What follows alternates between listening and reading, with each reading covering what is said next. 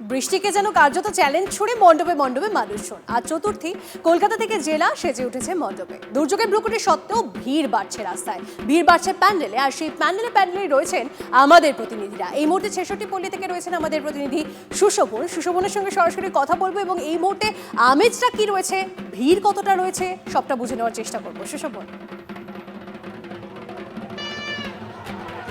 দেখো, সময়ের সঙ্গে সঙ্গে যে ভিড় বাড়ছে এটা নতুন করে বলছি না, আমি আমার ক্যামেরার মাধ্যমেই সেটা তুলে ধরার চেষ্টা করছি। তুমি দেখতে পাচ্ছ যে এবারে ৬৬ পল্লী তাদের ৭৫তম বর্ষ, থিমের নাম শক্তি রূপা। মূলত কেরালার যে একটি ফোক ডান্স রয়েছে থইয়াম, তার উপরেই পুরো যে থিম সেটা কিন্তু তৈরি করা হয়েছে। দু একজনের সঙ্গে কথা বলারও চেষ্টা করি। আচ্ছা, আপনাকে জিজ্ঞাসা করি, প্রথম কথা হলো কতগুলো প্যান্ডেল ঘুরবেন, আর তার সঙ্গে বৃষ্টি হলে কি করবেন?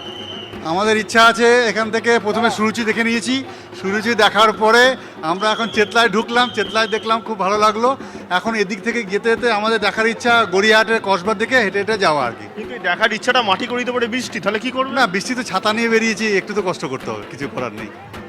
বৃষ্টিটা অনেকক্ষণ থাকছে না, এটাই ভালো আর কি, অল্প থাকছে। আর মিসেসকে নিয়ে এসেছি তো ঘুরতেই হবে। অল্প বৃষ্টিটাই সুবিধা হচ্ছে। অল্প বৃষ্টিতে সুবিধা হচ্ছে, ঠান্ডা গরমটা কম, হ্যাঁ অবশ্যই সুবিধা হচ্ছে। দিদি, আপনাকে একটু জিজ্ঞাসা করবো,